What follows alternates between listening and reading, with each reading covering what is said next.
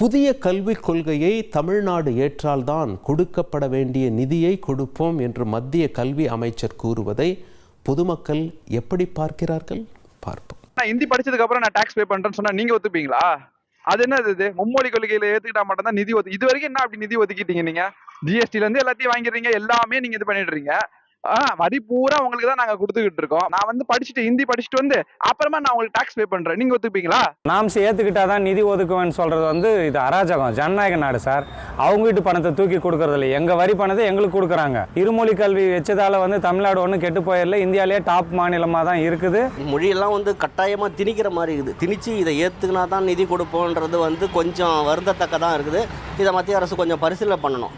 இது வந்து நமக்கு கட்டாயப்படுத்தி நீங்கள் கற்று தான் ஆகணும்னு சொல்லி ஒரு கட்டளை இடுறத வந்து கொஞ்சம் ஏற்றுக்கூடிய முடியாதான் இருக்குது. பிள்ளைகள் ஏற்கனவே வந்து இருக்க பாடங்களை படிக்கவே திண்டாடிட்டு இருக்கும் போது புதுசா ஒரு மொழியை திணிச்சு அவங்களுக்கு அது மூலியமா ஒரு மென்டல் ப்ரெஷர் உருவாக்கி அதுல இருக்க சலுகைகளை நம்ம அனுபவிக்கணும்னு ஒன்றும் அவசியம் இல்லை. அவர் வந்து ரெக்வஸ்ட்டாக வேணால் சொல்லலாம், நீங்கள் அதை கன்சிடர் பண்ணுங்க, மேபி நீங்கள் ஏற்றுக்கிட்டீங்க அப்படின்னா நாங்கள் நிதியை தரோம்னு சொல்லிட்டு மத்திய அமைச்சர் வேணால் சொல்லலாம். ஆனால் கட்டாயமாக நீங்கள் செஞ்சீங்கன்னா மட்டும்தான் நாங்கள் வந்து உங்களுக்கு நிதி அளிப்போம்னு சொல்கிறது வந்து எந்த விதத்துலையும் யாராலையுமே ஏற்றுக்க முடியாது. நிதியை நிறுத்துன்றதும் தவறு.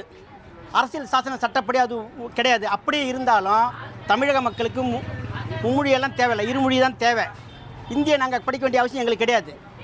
பீகார்காரிலேருந்து வடமொழிக்காரன் பூரா இங்கே தான் வந்து பிழைக்கலாம். அவங்களுக்கு தமிழை கற்றுக் கொடுங்க. அந்த இடத்துல போய்ட்டு மும்மொழி கொள்கையை அங்கே பயன்படுத்துங்க.